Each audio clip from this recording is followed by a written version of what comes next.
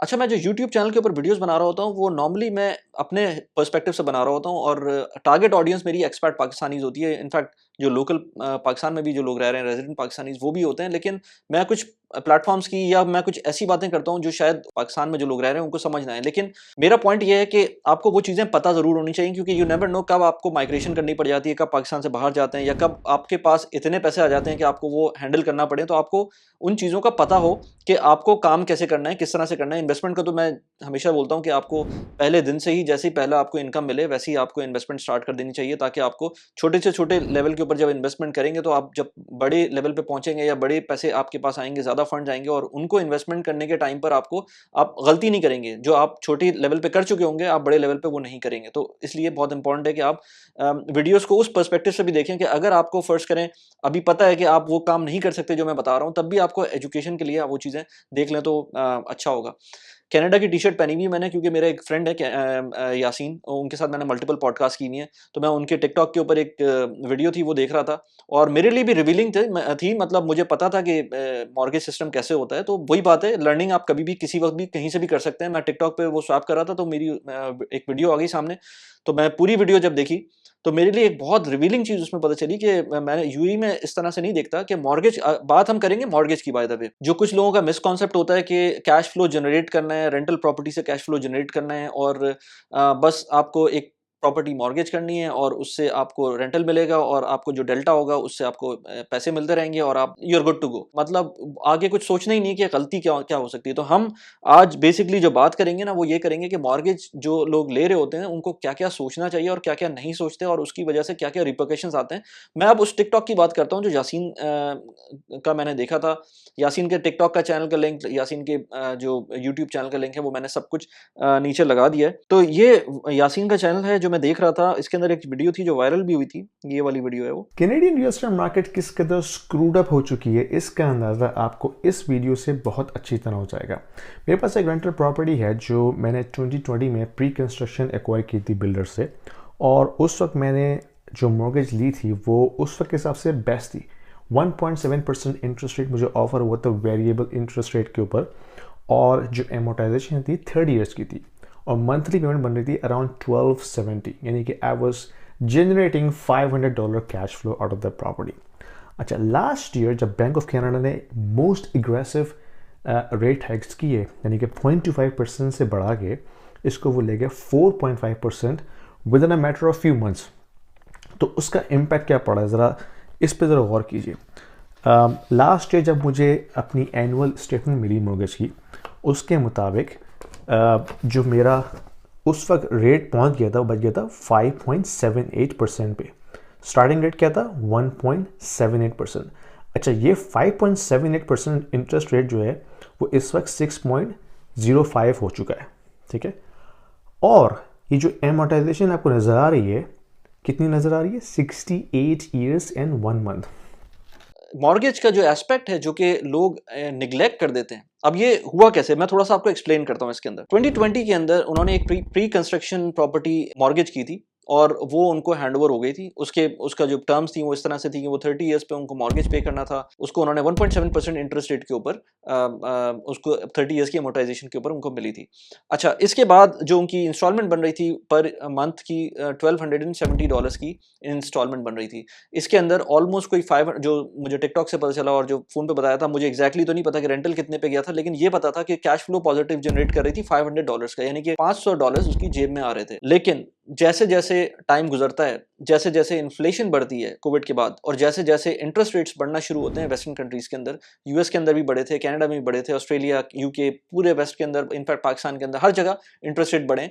तो वो जब इंटरेस्ट रेट बढ़ना शुरू होते हैं, तो इंटरेस्ट रेट बढ़ने की वजह से 2-3 चीज़ें इम्पैक्ट करना शुरू कर देती हैं। एक तो ये कि आपकी एक्सपोनेंशियल बढ़ना शुरू हो जाती है, जो आपकी लेट्स से कॉस्ट है, जो डेट सर्विसिंग है आपकी, वो कॉस्ट बढ़ना शुरू हो जाती है, आपका इंटरेस्ट बढ़ना शुरू हो जाता है। अब ये देखें कि जो 1.7% इंटरेस्ट रेट से स्टार्ट किया था, वो 5.78% के ऊपर इस वक्त मौजूद है जो उसको पे करना पड़ रहा है, और जब वो वीडियो बना रहा था उसके बाद उसने बताया था कि 6.05% के करीब पहुंच गया। तो जो उस पेपर के अंदर डिटेल आ रही थी वो ये आ रही थी कि 30 ईयर्स की मॉर्गेज एमोर्टाइजेशन इस वक्त 68 ईयर्स पे पहुंच गई है beyond your life time. Plus जो आपकी $1270 की जो इंस्टॉलमेंट थी वो भी 1700 पे पहुंच गई थी, यानी कि आपकी इंस्टॉलमेंट भी ऑलमोस्ट कोई रेंट के करीब पहुंच रही है, यानी कि जो आपका रेंटल आपको कैश फ्लो प्रोवाइड कर रहा था पॉजिटिव, वो ऑलमोस्ट ब्रेक इवन पे आ गया है।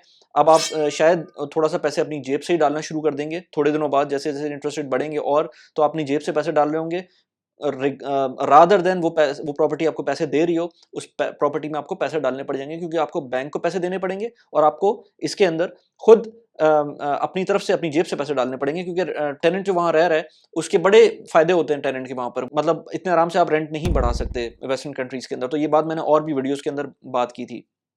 तो ये एक प्रॉब्लम है, जब आप लेवरेज करते हैं तो वो अपसाइड भी होता है, उसका डाउन साइड भी होता है। अच्छा, इसके अंदर एक प्रॉब्लम ये भी था, जो 68 ईयर्स की बात हो रही थी, क्योंकि वहां पर वो उसको एक्सपोनेंशियल लेवल पे लेके नहीं जा सकते थे। बहुत सारी चीजें उसमें देखनी होती हैं कि बंदा कितना पे कर सकता है, वो खुद कितना एग्री करता है पे करने के लिए, वो सारी चीजें देखते हुए जब आप उसकी एमोर्टाइजेशन कैलकुलेट करते हैं, उसका टोटल लेंथ कैलकुलेट करते हैं लोन की, तो अब वो बजाय 30 ईयर्स के वो 68 ईयर्स पे पहुंच गया, यानी कि जहां वो प्रॉपर्टी 30 ईयर्स में आपके पास आ जानी चाहिए थी, पे ऑफ हो जानी चाहिए थी, अब वो 68 ईयर्स में पे ऑफ होगी।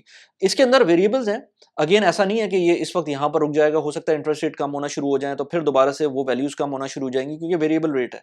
लेकिन मैं आपको एक एग्जांपल दे रहा हूँ कि कहाँ पर आपकी जो जो पॉजिटिव कैश फ्लो का जो कॉन्सेप्ट है वो गलत हो जाता है। अब हम ये बात करते हैं कि दुबई में भी कुछ इस तरह की सिचुएशन होती है। मेरे बहुत सारे फ्रेंड्स हैं जिनकी प्रॉपर्टी की जो मॉर्गेज जो सर्विसिंग की जो फीस आती थी एवरी मंथ जो पे कर रहे होते थे वो 6000 दिरहम के करीब पे कर रहे होते थे, इस वक्त वो 8500 दिरहम के करीब चली गई है। लेकिन अच्छी बात यह है कि वो उनकी जो जो टेन्योर है वो वही है, मतलब अगर किसी ने 15 साल की प्रॉपर्टी फाइनेंस करवाई थी तो इस वक्त वो 15 साल के ही ऊपर उसको टाइम है उसका, उसको बढ़ाया नहीं है। खुद बढ़ाना चाहे तो बढ़ा सकते हैं, लेकिन वो बढ़ाया नहीं है, और जो प्राइस है वो तकरीबन कोई 2500 दिरहम्स ऊपर हो गई है। तो ये हर जगह होता है, लेकिन जितना सीवियर केस मैंने कनाडा में देखा है उस तरह का केस मैंने एटलीस्ट यूएई में नहीं देखा। अच्छा, इसके अलावा अब ये बात करें कि जब आप कोई प्रॉपर्टी मॉर्गेज करते हैं तो उसके अंदर आपके पास क्या क्या ऑप्शंस होते हैं या क्या क्या आपको सोचना चाहिए, बजाय इसके कि सिर्फ आप उस टाइम की कैलकुलेशन देख लें। बहुत सारे लोग कहते हैं ना, जो प्रॉपर्टी कैश फ्लो जनरेट कर रही होती है वही सबसे अच्छी होती है, लेकिन कैश फ्लो जनरेट करने का मतलब ये नहीं है कि वो आज तो कैश फ्लो जनरेट कर रही है, हो सकता है 1 साल 2 साल बाद वो कैश फ्लो जनरेट ना करे, तो उसके लिए आपको तैयार रहना चाहिए। और मेरे लिए मैंने यासीन को अलग से उस वीडियो में कमेंट भी किया था कि मेरे लिए it is rather important for मी कि वो प्रॉपर्टी 5 साल के अंदर मैं पे ऑफ करूं और उसके अंदर मैं नेगेटिव कैश फ्लो में आ जाऊं, लेकिन it is rather important for me compare to something कि वो मैं 30 साल के अंदर पे करूं और उसके अंदर इस वक्त मैं पॉजिटिव कैश फ्लो के अंदर आऊं। क्योंकि पॉजिटिव कैश फ्लो इस वक्त तो मुझे मिल जाएगा, शायद मैं वो पैसे बजट बनाकर वो कहीं खर्च भी करना शुरू कर दूं, वो मेरे लिए और डेट्रीमेंटल हो जाएगा।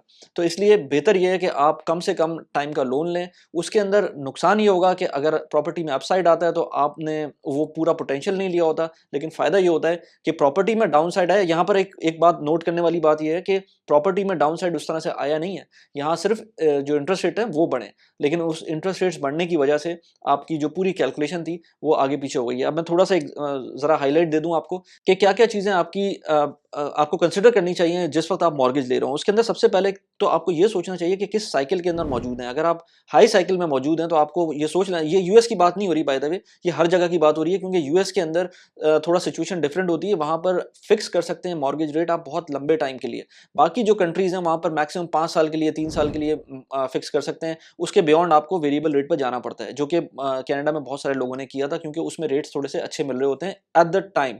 लेकिन अगर इंटरेस्ट रेट्स बढ़ते हैं जो इस केस में हुआ, वहाँ पर आपको उसी तरह से इम्पैक्ट आ रहा होता है। अच्छा, अब इसके अंदर अगर जो मैं बात करूँ तो मॉर्गेज रेट सबसे इंपॉर्टेंट है, कि सबसे पहले आपको ये देखना है कि आपको इस वक्त क्या मॉर्गेज रेट मिल रहा है। अगर आपको हाई साइकिल के अंदर है तो आप ये अज्यूम कर लें कि आपको ये और हाई जा सकती है, और अगर आप लो साइकिल में तो आप ये अज्यूम ना करें कि ये इसी तरह से रहेगा, ये और हाई जा सकती है। अगेन उसको मैक्सिमम, इसको एक चीज़ कहते हैं स्ट्रेस टेस्ट, जो कि कनाडा की बैंक्स करते हैं। आई डोंट नो कि यूएई में वो इंप्लीमेंट होता है कि नहीं होता, कि वो आपकी कैपेसिटी को देखकर आपको लोन देते हैं, उससे ऊपर का लोन आपको नहीं मिलता। इसके अलावा आपको देखना चाहिए कि आपके टेनेंट्स के इशू आपको पता होना चाहिए कि टेनेंट डिफ़ॉल्ट कर सकता है, टेनेंट लेट्स से आपको पैसे नहीं देगा और आप उसको इविक्ट करना चाहेंगे, वो इविक्ट नहीं होगा। टेनेंट आपकी प्रॉपर्टी ख़राब कर सकता है। बहुत सारी चीज़ें हो सकती हैं जो कि टेनेंट लोग नहीं सोचते। लोग पहली दफ़ा प्रॉपर्टी लेते हैं तो उनको नहीं एक्सपीरियंस होता कि टेनेंट के साथ क्या-क्या मसले हो सकते हैं, चाहे वो पाकिस्तान हो, चाहे वो यूएई हो, चाहे वो कनाडा हो, बल्कि कनाडा में ज़्यादा होगा ये मसला। तो ये चीज़ें आपको अपने दिमाग में रखनी चाहिए। इसके अलावा अनएक्सपेक्टेड रिपेयर्स आ सकते हैं आपके प्रॉपर्टी के अंदर। कोई ऐसी चीज़ हो सकती है, आप रेंट पे रहते हैं ना, तो मैं इस जैसे अपने अपार्टमेंट में रेंट में रह रहा हूँ, तो मुझे पता है कि अगर बॉयलर ख़राब होगा लेट्स से, या एयर कंडीशनिंग में प्रॉब्लम होगी, या इवन पेंट कराना होगा हर साल, तो वो मुझको पता है कि वो मैं उनको अपनी प्रॉपर्टी मैनेजर्स को बोलूँगा और वो मुझे कर देंगे। तो मैं एज अ टेनेंट मुझको ये बहुत सारी चीज़ें फ्री में मिलेंगी। लेकिन जब आप लैंडलॉर्ड होंगे तो आपको ये सारी चीज़ें खुद करनी होंगी और अपने कैश फ्लो में से निकालना होगा इन पैसों को। तो वो चीज़ें भी आपको दिमाग में होनी चाहिए। इसके अलावा जो एक कॉन्सेप्ट है कि प्रॉपर्टी प्राइसेस हमेशा ऊपर जाती हैं, तो वो अपने दिमाग से निकालना होगा। ये भी सोच सकते हैं आप कि 10 साल के अंदर हो सकता है प्रॉपर्टी प्राइसेस में कोई इम्पैक्ट ना आए। कनाडा में हमने देखा है, हमने यूएस में भी देखा है, ये जो हाउसिंग क्राइसिस आया था उसके बाद हमने देखा है, इवन 90s में भी देखा है कि बहुत सारे टाइम पर प्रॉपर्टी प्राइसेस बिल्कुल स्टैग्नेंट रही हैं, 10-10 साल, 15-15 साल तक स्टैग्नेंट रही हैं। तो वो चीज़ें आपको दिमाग में रखना चाहिए कि वर्स्ट केस सिनेरियो का अगर आप सोच के करेंगे ना, तो आप एटलीस्ट ठीक है, नुकसान में आना शुरू हो जाएँगे अगर वर्स्ट केस आता है, लेकिन आपको पता होगा और आप प्रिपेयर्ड होंगे। अगर आपने ये सोचा ही नहीं होगा, तो फिर आप शॉक में आएँगे, और जब शॉक में आएँगे तो फिर कुछ भी हो सकता है। वो आपके लिए डेट्रिमेंटल अगेन होगा। इसके अलावा अगर आप नॉन यूएस बेस्ड हैं या यूएस बेस्ड हैं, इन एनी केस आपको नहीं पता कि करेंसी किस तरह से स्वे करती है, और अभी कुछ दिनों पहले हमने देखा था कि करेंसी, कनाडा की करेंसी, ऑस्ट्रेलिया की करेंसी, यूके की currency against the US dollar किस तरह से डिवैल्यू हुई है। पाकिस्तान को तो छोड़ ही देना, पाकिस्तान का तो हाल बुरा हुआ है। तो और अगर आप यूएई जैसे कंट्री के अंदर हैं, तो यहाँ पर वो यूएस डॉलर से लिंक्ड है, तो वो उसके अंदर कोई इम्पैक्ट नहीं आया। तो ये बहुत सारी चीज़ें आपको सोचनी पड़ेंगी कि अगर अगर आपको रिपैट्रिएट करना है, अगर फ़र्ज़ करें कोई कनाडा में रहता है और उसको 10 साल बाद सोचना है कि लेट्स से मुझे यूएस जाना है, और उस हिसाब से अगर उसकी प्रॉपर्टी प्राइस एप्रिशिएट नहीं करती है, तो वो तो फिर उसके 10 साल बाद जब वो लेट्स से मूव करेगा यूएस, तो यूएस डॉलर में जब उसको कन्वर्ट करना पड़ेगा, तो उसको उसको नुकसान हो जाएगा वहाँ पर। इसी तरह से अगर पाकिस्तान के अंदर आप प्रॉपर्टी इन्वेस्ट कर रहे हैं और 10 साल बाद आपकी प्रॉपर्टी प्राइस एप्रिशिएट हो गई, लेकिन यूएस डॉलर बढ़ गया, तो फिर वहाँ पर भी आपको उस तरह का फ़ायदा नहीं होगा। तो ये सारी चीज़ें आपको दिमाग में होनी चाहिए। इसके अलावा जो cash flow generate as I said before के अपना जो कैश फ्लो है उसको परमानेंट ना समझें। जो आपको एक्स्ट्रा पैसे मिल रहे हैं, जो मॉर्गेज करके आपको पैसे मिल रहे हैं, इनफैक्ट मैं तो जो प्रॉपर्टी से पैसे मिल रहे होते हैं उनको भी री इन्वेस्ट कर रहा होता हूँ। एटलीस्ट स्टार्ट पे मैंने ये सोचा है कि एटलीस्ट मैं री इन्वेस्ट करता हूँ उसको, ताकि मुझे ये हो कि मैं वो पैसे अपने बजट का हिस्सा ना बना लूँ। मुझे ये पता है कि कुछ चीज़ों को मैं, आप जब जब प्रॉपर्टी मैच्योर हो जाती है, कुछ टाइम गुजर जाता है, आप प्रॉपर्टी समझ लेते हैं कि अच्छा इस प्रॉपर्टी से अब मुझे कंफर्म पैसे मिलना शुरू हो गए हैं, टेनेंट भी सही है, सब कुछ ठीक है। उस केस में आप अपने किसी एक्सपेंस के अंदर उन पैसों को यूज़ कर सकते हैं, लेकिन आप जब तक आप उसमें कॉन्फिडेंट ना हो, तो मैं उन पैसों को हमेशा री-इन्वेस्ट करता हूँ, चाहे उसी प्रॉपर्टी में, चाहे किसी और जगह पर, लेकिन री-इन्वेस्ट करता हूँ ताकि वो मेरे बजट का पार्ट ना बने। तो अपने कैश फ्लो को हमेशा ऐसी जगह पे इन्वेस्ट करें, जो प्रॉपर्टी से रेंटल आ रहा है, उस कैश फ्लो को ऐसी जगह पे इन्वेस्ट करें ताकि आपको जो शॉक लगना है बाद में, अगर कोई लगना है, तो वो उससे आप बच जाएँ। और अगर आपको अब पता चल गया कि अच्छा अब सब ठीक है, सब नॉर्मल है, टेनेंट भी सही है, तो फिर उस केस के अंदर सिर्फ आप उस रेंट को या उस कैश फ्लो को अपने एक्सपेंस में लेकर आएँ। एक चीज़ जो मैंने बल्कि मैंने इस पे एक अलग से वीडियो भी बनाई थी कि लोग जो वेस्ट में रहते हैं, वो किस तरह से मल्टीपल प्रॉपर्टीज़ बनाते हैं।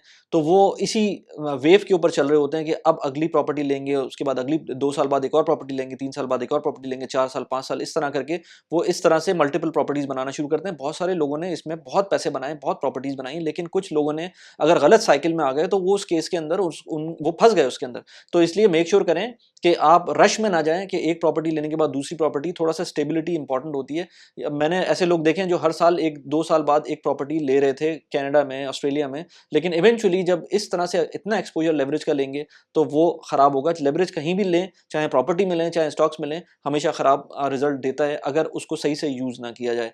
अभी मैंने प्रॉपर्टीज की बहुत सारी बात की है, तो रेजिडेंशियल प्रॉपर्टीज के ऊपर मैंने मल्टीपल वीडियोस बनाई है। रेजिडेंशियल जो दुबई की रेजिडेंशियल प्रॉपर्टीज है, मैं उसमें जाता हूँ एवरी वीकेंड, मैं कहीं ना कहीं किसी ना किसी प्रॉपर्टी में चला जाता हूँ अपने दोस्तों के साथ। यहाँ पर मैंने एक वीडियो का लिंक लगा दिया। इसके अलावा रेजिडेंशियल और कमर्शियल प्रॉपर्टीज के अंदर डिफरेंस मैंने एक बताया था, उसकी मैंने अलग से डिटेल वीडियो बनाई थी, यहाँ पर उस वीडियो का लिंक लगा दिया। कैसी लगी वीडियो प्लीज मुझे बताएगा। Thanks for watching the video, bye bye.